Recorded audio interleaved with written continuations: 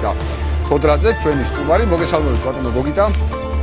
მადლობას გიხდით Business Insider-ში მაესტროზე მობრძანებისათვის და კიდევ გასაკუთრებული მადლობა რომ ყოველთვის ასეთი ციფრებს გვაწვდით და საზოგადოებას აქვს მუდმივად საშუალება სახსტატის ვებგვერდის საშუალებით გაეცნოს ამ ინფორმაციებს. რამოდენიმე საკითხია, რაზეც მინდა რომ თქვენთან ერთად ვისაუბრო, თუმცა უპირველეს ყოვლისა მინდა აღვნიშნო ასევე ის რომ მე მინდოდა გასულ კვირაშიც თქვენი მოწვევა ცოტა უფრო ადრეც, მაგრამ საერთაშორისო ვიზიტები იყო გააქტიურებული თქვენ შემთხვევაში და ერთ-ერთი მნიშვნელოვანი ნაწილი, თუმცა ვეცნობოდი სოციალური ქსელების საშუალებით, იყო გაეროსტატისტიკის კომისიის 57-მე სესიაში მონაწილეობა. თუ სადაც თქვენ გქონდათ სიტყვით გამოსვლა, შეიძლება გვითხრათ ამ ფორმატზე რა იყო და რატომ იყო თქვათ ეს საინტერესო ნაწილი დამატებით. მოგესალმებით, ბატონო გიორგი, მივესალმებით თქვენს ტელემოყურებას, დიდი მადლობა მოწვევისთვის. მოგლეთ გაეროსტატისტიკის კომისიის შეხვედრა წელიწადში ერთხელ იმართება, რომელშიც მონაწილეობს 200-მდე ქვეყნის სტატისტიკის სამსახურის ხელმძღვანელი პირი. ეს არის ოფიციალური სტატისტიკის სფეროში უმაღლესი დონის სამთავრობოთა შორისი ფორმატი.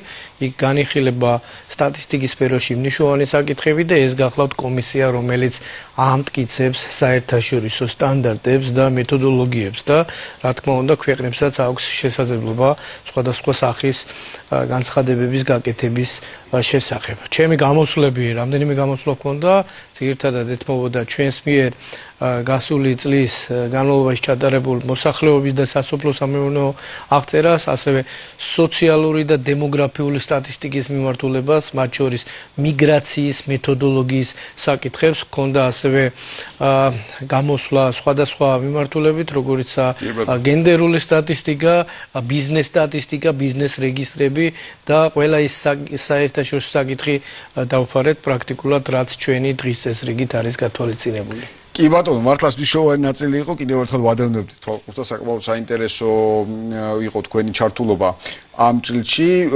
ვინაიდან ვლაპარაკობთ საერთაშორისო ნაწილზე, აუცილებლად მინდა გკითხოთ სახსტატის საერთაშორისო თანამშრომლობა მიმდინარე პერიოდში, ვინაიდან ჩვენ ვხედავთ რომ თქვენ საერთაშორისო პარტნიორებთან ერთად არაერთ პროდუქტს ნერგავთ ერთის მხრივ და მეორეს მხრივ მუდმივად თავაზობთ გარკვეული ტიპის სიახლეებს, რომლებიც საზოგადოების წარმატებით არის არა ერთ ქვეყანაში, რომელიც წარმატების მაგალითია აპრობირებული.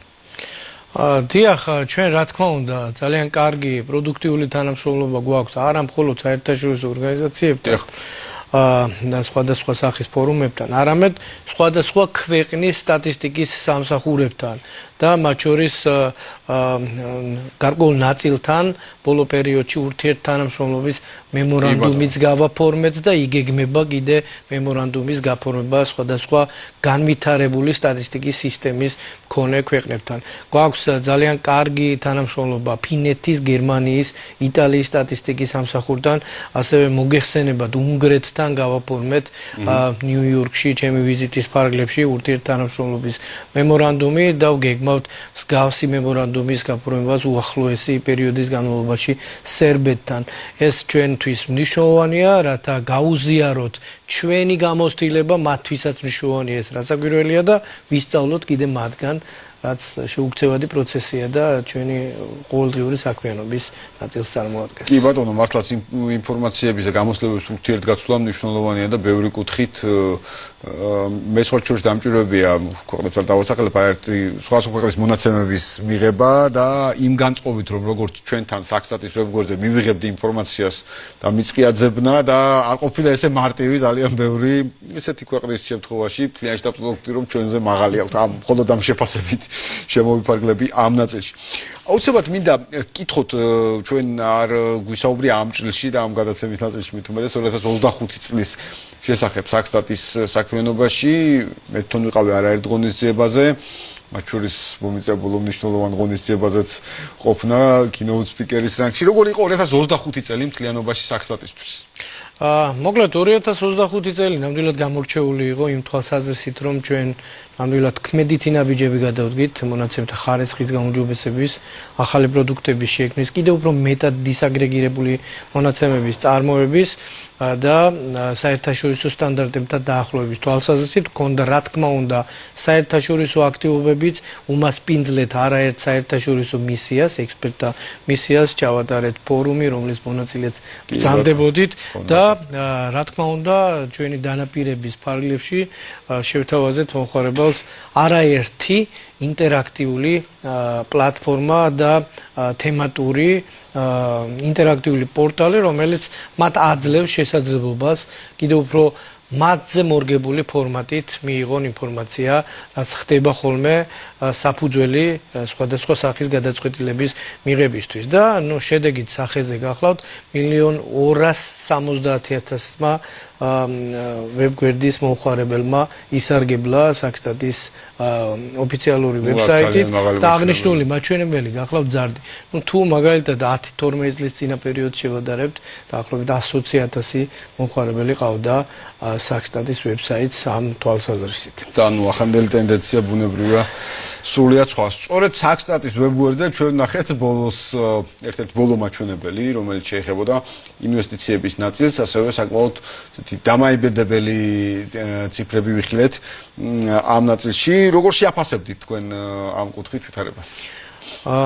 ესე იგი, პირდაპირ უცხოური ინვესტიციების მეოთხე კვარტლის მონაცემებით 392 მილიონი დოლარის ინვესტიცია განხორციელდა. აღნიშნული მაჩვენებელი კვარტალთან შედარებით, წინა წლის შესაბამის კვარტალთან შედარებით, მცირედით ნაკლებია 2,3%-ით, თუმცა ეს ძირითადად მოდის სავალო ვალდებულებების ნაწილზე, ანუ ინვესტორის მიმართ ვალდებულება შემცირდა, ანუ რეალურად დაიფარა სესხის გარკვეული ნაწილი, თორემ სააქციო კაპიტალის და რეინვესტიციის მაჩვენებელი პირიქით მზარდია.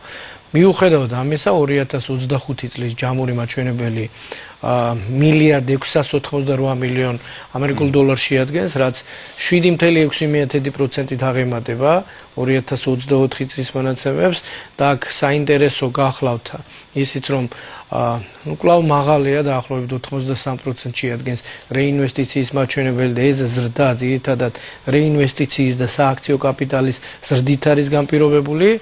საინტერესო სურათია ქვეყნების და განხორციელებული ასე ვთქვათ დარგების ანალიზისას, სადაც განხორციელდა ყველაზე მეტი პირდაპირ უცხოური ინვესტიცია, ყველაზე მსხვილ ინვესტორ ქვეყნებად გვევლინება 2025 წლის მონაცემებით გაერთიანებული სამეფო, შემდეგ მოდის თურქეთი და მალტა, გაერთიანებულ სამეფოზე მოდის დაახლოებით 20-21%, დანარჩენ ორ ქვეყანაზე დაახლოებით 10-11%-ის ფარგლებშია აღნიშნული მაჩვენებელი. რაც შეეხება სექტორებს, პირველ ადგილზეა საფინანსო და სადაზვერვო საქმიანობის სექტორი, რომელზეც თითქმის მესამედი მოდიოდა 35%, შემდეგ მოდის უძრავი ქონება, ტრანსპორტი და დამამუშავებელი მრეწველობა. კი ბატონო, მართლაც ინვესტიციების მაჩვენებელი ძალიან საინტერესო იყო, ძალიან კარგი ახსნა გქონდა თქვენ სწორედ, როდესაც გამომიჯნეთ ერთმანეთისგან იგივე სავალო ვალდებულებების ნაწილი და ინვესტიცია რეინვესტირების მიმართულება ამ ჭრილში. აუცილებლად მინდა გკითხოთ, რამოდენიმე საკითხი მაქვს მათ შორის ვებგვერდთან დაკავშირებით, მუდმივი სიახლეების მოლოდინის, შემდგომ მაჩენს, ასე ვთქვათ, სურვილს კიდევ მეტი სიახლეს, მაგრამ მანამდე მინდა გკითხოთ მოსახლეობის აღწერასთან დაკავშირებით, მიუხედავად ყველაფრისა, გარკვეული ტიპის სპეკულაციებს მაინც აქვს ხოლმე, ანუ სპეკულაციები აღარ მიკვირს, ბევრი ისეთ თემაზეა სპეკულაცია, რომ ძნელია მე რამე გაგიკვირდეს, მაგრამ მიუხედავად ამისა, მოდით კიდევ ერთხელ ჩვენს მაყურებელს რომ ვუთხრათ რამდენი ვართ ამ მაჩვენებლებით და რა დაზუსტება შეიძლება იყოს. დიახ, მოგეხსენება, ჩვენ 2024 წელს დავასრულეთ მოსახლეობის აღწერა და წინასწარი შედეგები უკვე გასული წლის ივნისში გამოვაქვეყნეთ. 3,914,000 ადამიანი ცხოვრობს მუდმივად საქართველოში. აღწერის შედეგად გამოვლინდა ურბანიზაციის საკმაოდ მაღალი მაჩვენებელი, კერძოდ გაზრდილია ქალაქ დასახლების წილი, ქალაქში ცხოვრობს მოსახლეობის დაახლოებით 64%, ანუ თუ ეს მაჩვენებელი იყო დაახლოებით 59% 10 წლის წინ, ანუ რამდენიმე პროცენტული პუნქტით არის გაზრდილი, მნიშვნელოვნად გაიზარდა ქალაქ თბილისის მოსახლეობა დაახლოებით 1.80.000-დან 1.330.000-მდე, ასევე გაზრდილია ქალაქ ბათუმის მოსახლეობის რიცხოვნობა, რაზეც აისახა ეს ურბანიზაციის მაჩვენებელი, დაახლოებით 153,000 კაცი ცხოვრობდა ბათუმში და ახალი აღწერის შედეგების მიხედვით 235,000 აღემატება.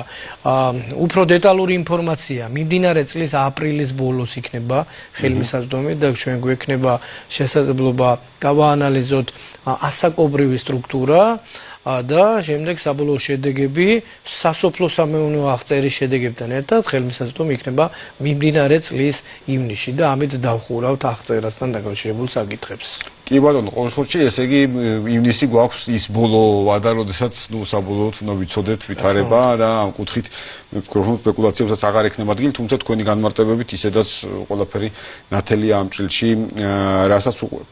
აუცილებლად მინდა კითხოთ, ცხადია მოსახლეობის აღწერა ერთი საკითხია, მაგრამ ჩვენი მიმოხილვის დროსაც პლაზმაზეც გამოვიყენეთ არაერთი საკითხი და ხშირად ვიყენებთ და საუბრობთ უმუშევრობასთან დაკავშირებით, ხელფასებთან დაკავშირებით, რომელსაც ველოდებით ამ კვირაში, რა თქმა უნდა, ეკონომიკურის და ასე შემდეგ ძალიან ბევრი ცხოვრების დონის აზომითლიანად ბიზნესთან დაკავშირებული საკითხები. ყველა მიმართულებით მოკლედ მივდივართ თქვენთან, თქვენ ვებგვერდთან და ხშირად ისმის ხოლმე ასევე კითხვა, რომ აი რამდენად სანდოა ეს მაჩვენებები, რამდენად რეალურია ეს მაჩვენებები, როგორ იკვლევს ამას აქ სტატია. თუ შეიძლება ამასთან დაკავშირებით თქვენი შეფასება. ჩვენ ყოველთვის ვაცხადებთ და ვიღებთ პასუხისგებლობას ნებისმიერ ჩვენს მიერ გამოქვეყნებულ მაჩვენებელზე და რა თქმა უნდა იმ მეთოდოლოგიაზე ჩვენ შეგვიძლია დავასაბუთოთ ნებისმიერი აუდიტორიის წინაშე იქნება ეს ადგილობრივი თუ საერთაშორისო ექსპერტებით დაკომპლექტებული, რომ ჩვენს მიერ ამა თუ იმ მაჩვენებლის არათუ შეგროვების, არამედ ნებისმიერ წარმოებისას გამოყენებული მეთოდოლოგია არის საერთაშორისო სტანდარტებთან აბსოლუტურად ზუსტად შესაბამისობაში და აბსოლუტურად მაღალი ხარისხის. შესაბამისად, კიდევ ერთ მნიშვნელოვან მომენტს მინდა გავუსვა ხაზი. ჩვენ აბას ვამბობთ, ვასაბუთებთ, მაგრამ იმის რევიზიას და შემოწმებას თუ რამდენად შესაბამისობაშია ჩვენი ნათქვამი ჩვენს მიერ გადადგმულ ნაბიჯებთან, ჩვენს მიერ განხორციელებულ აქტივობებთან, ამის რევიზიას პერიოდულად ახდენენ საერთაშორისო ორგანიზაციები, როგორიცაა საერთაშორისო სავალუტო ფონდი, ევროსტატი, გაეროს ევროპის ეკონომიკური კომისია. რა თქმა უნდა, ისინი სიღრმისეულად აფასებენ სტატისტიკის სისტემას, ყველა იმ მეთოდოლოგიას, რომელიც გამოყენებულია ჩვენს შემდეგ, ჩვენს მიერ და შესაბამისად ეს ანგარიშები, რა თქმა უნდა, ღია, საჯაროა და ჯერ არ ყოფილა მსგავსი შემთხვევა, როდესაც ეთქვას მათ, რომ ჩვენს მიერ ამა თუ იმ მაჩვენებლის გაანგარიშებისაც გამოყენებული საერთაშორისო სტანდარტი, ასე ვთქვათ, გადახვეულია იმ საერთაშორისო დაღიარებული მეთოდოლოგიისგან. კი ბატონო, და მნიშვნელოვანი იყო ამ ნაწილის განმარტებაც, რომ მართლაც აქ საუბარია სწორედ საერთაშორისო ვალიდაციაზე დამატებით, რაც ხშირად. დიახ, ერთი რამე მინდა გითხრათ, ჩვენ არათუ ვიყენებთ საერთაშორისო სტანდარტებს, პირადად მეც და ჩემი გუნდის წევრებიც უშუალოდ მონაწილეობენ ამ საერთაშორისო სტანდარტების ჩამოყალიბებაში. მოგეხსენებათ, პირადად მე გასულ წელს არჩეული ვარ, ასე ვთქვათ, გაეროს ევროპის ეკონომიკური კომისიის სტატისტიკის ბიუროს წევრად და ეს ბიურო სწორედ ამ საერთაშორისო სტანდარტებს იხილავს და ანახლებს და შესაბამისად ჩვენი გუნდის წევრები, დეპარტამენტის ხელმძღვანელები აქტიურად არიან ჩართულები, რა თქმა უნდა, ამ საერთაშორისო სტანდარტის შემუშავებელ სამუშაო ჯგუფებში. ამით იმის თქმა მინდა, რომ ჩვენ ზედმიწევნით ზუსტად ვიცნობთ იმ სტანდარტებს, რომელიც გახლავთ ჩვენი, ასე ვთქვათ, სამოქმედო გეგმის ნაწილი. კი ბატონო, და აქვე ვინაიდან ამ ნაწილზე საუბრობთ და ვებგვერდის შესახებ არაერთხელ ვისაუბრეთ, ბოლო პერიოდში და არ ვიცი რამდენი წელია უკვე ეს ბოლო პერიოდი, ყოველთვის გვანებივრებთ ვებგვერდზე სრულად ახალი სივრცის ჩაშენებით, ამოქმედებით და მართლაც ბევრ შემთხვევაში, ალბათ ნებისმიერი ანალიტიკოსისთვის ესეთი საოცარი ადგილია ერთ სივრცეში ძალიან ბევრი ინფორმაციის მოპოვების, შედარების ასე შემდეგ.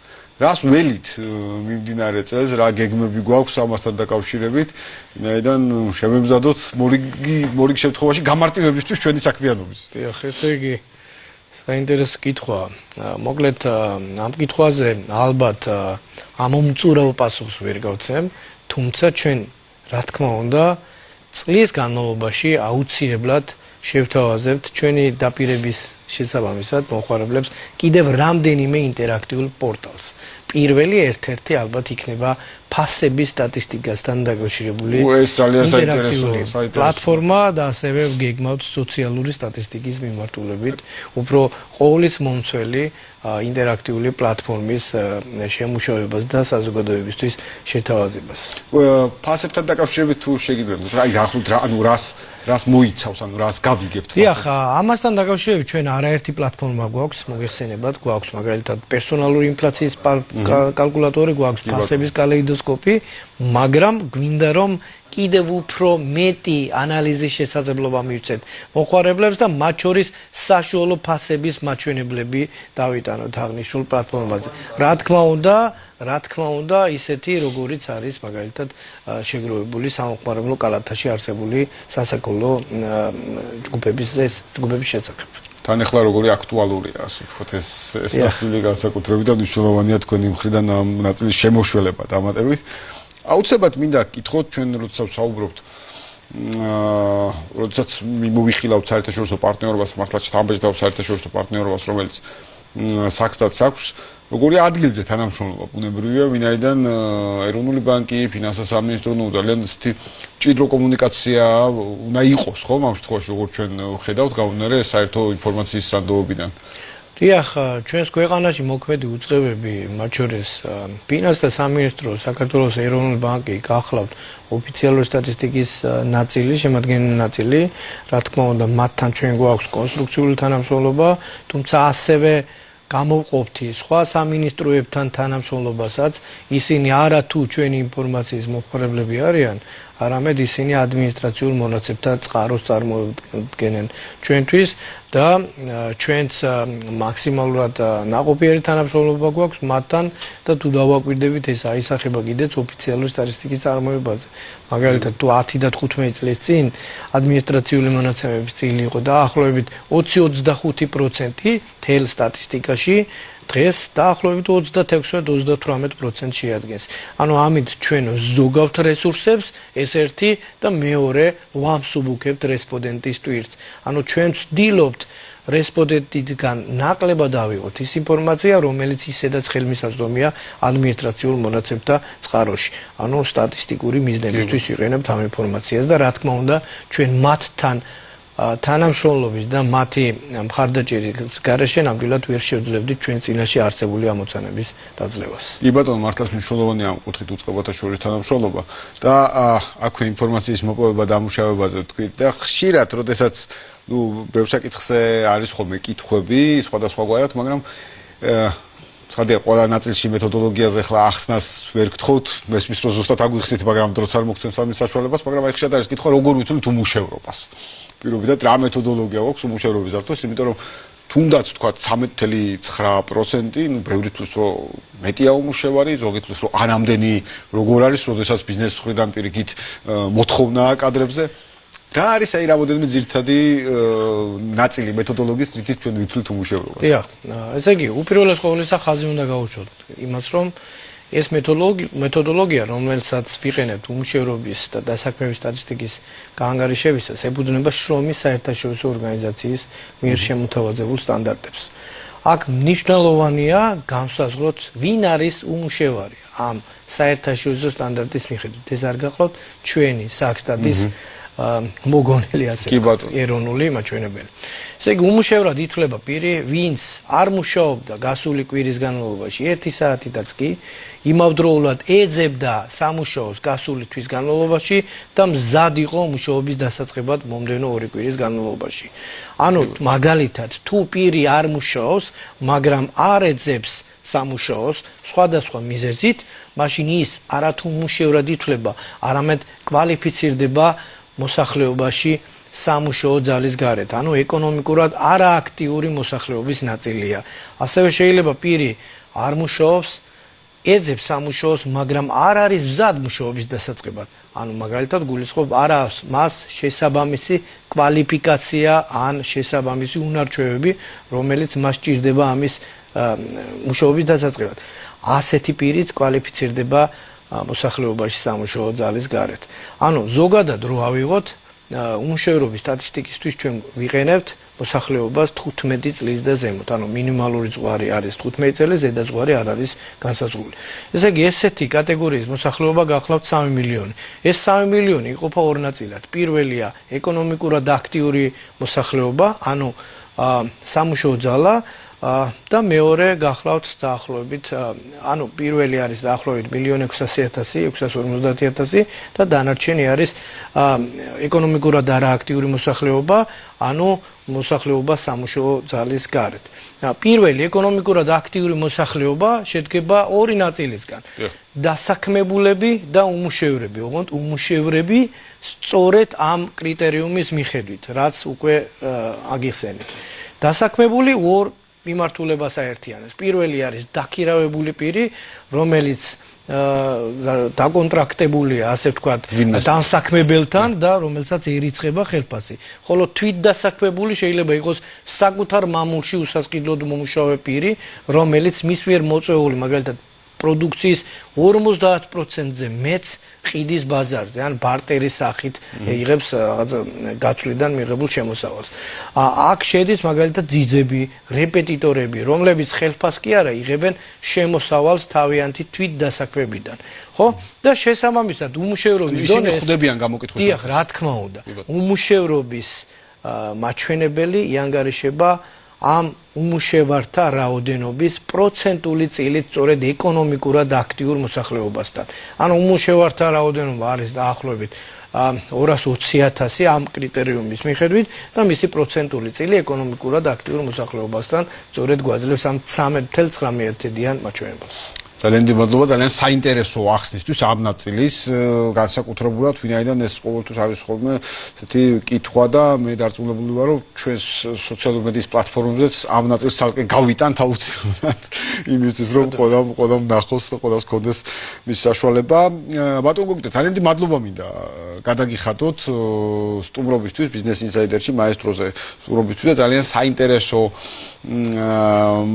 საუბრისთვის ყველა ძირითად საკითხზე, რომელიც ჩვენ ახლა გვაქვს, ჩვენ არ გამოგველება საქსტატთან საუბარი, მე დარწმუნებული ვარ, რომ არაერთხელ შევხვდებით აქ ისევ როგორც ჩვენს სხვა პლატფორმებზე მთელი რიგი თემატურ საკითხებზე სასაუბრო წარმატებას გისურვებთ ამ წლის განმავლობაში, ასევე დარწმუნებული ვარ უკვე გარკვეული ნაწილი დავაანონსოთ კიდეც არაერთ საინტერესო სიახლეს გავიგებთ თქვენთან. დიდი მადლობა კიდევ ერთხელ. ბიზნეს ინსაიდერი დღეს ამით დასრულებულია. ტრადიციულად ეკონომიკისა და ბიზნესის მთავარ სიახლეებს თქვენ შეგიძლიათ გაეცნოთ ვებგვერდზე business insider.gr. მე ხვალამდე გემშვიდობთ.